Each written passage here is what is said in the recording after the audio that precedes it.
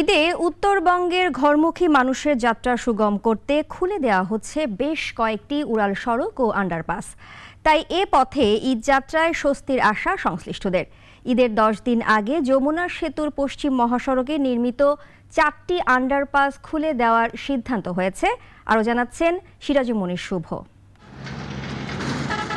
এবার ভোগান্তির শঙ্কা নেই সিরাজগঞ্জের ঢাকা বগুড়া মহাসড়কে, কারণ ঈদের 10 দিন আগে যমুনা সেতু পশ্চিম মহাসড়কে নির্মিত 11টি উড়াল সেতুর মধ্যে 9টি ও হাটিকুমরুল ইন্টারচেঞ্জের সার্ভিস সড়ক খুলে দেওয়া হবে।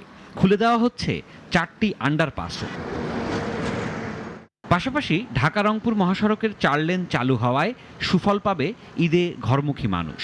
বিগত সময়ে এই সড়কে তীব্র যানজট দেখা গেলেও এবার ঘরমুখী যাত্রীদের জন্য ঈদযাত্রা ভোগান্তিমুক্ত ও স্বস্তিদায়ক হবে বলে আশা সংশ্লিষ্টদের। যমুনা সেতুর এদিকে অপার ব্রিজ অনেক হাই ঠেকা ইট ঢিল মারে। প্রত্যেক দিন রাত 8টা-9টার পরের থেকে রাস্তাতে অনেক ডাকাতি হয়। প্রশাসনিকভাবে এটা যত কঠোরভাবে জোরদার করা হয়। কাম শুরু হবে এলেঙ্গা থেকে, এলেঙ্গা তারপর যমুনা সেতুর এই পার 3-4টি ব্রিজ আছে।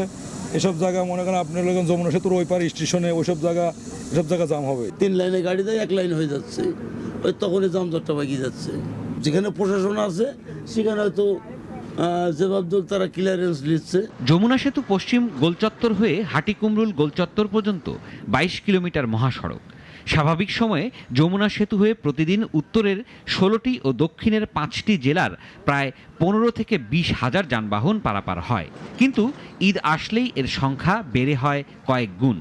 যানজটে ভোগান্তি বাড়ে যাত্রী ও চালকদের। এখনকার পর্যন্ত অগ্রগতি আছে 82 ভাগ, এবং আমরা প্রকল্পের যেসব আন্ডারপাস, ফ্লাইওভার এবং বড় বড় ব্রিজ আছে, যেমন ঝাওয়েল ওভারপাস, এইটা আমরা খুলে দিচ্ছি।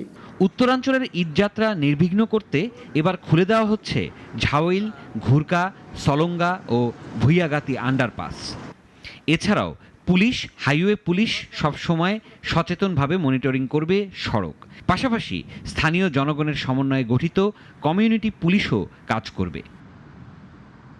সিরাজুম মনির শুভ, নাগরিক। ওয়ালটন আবারও মিলিনিয়ার অফারে ওয়ালটন ফ্রিজ কিনে আপনিও হয়ে যেতে পারেন মিলিয়নিয়ার।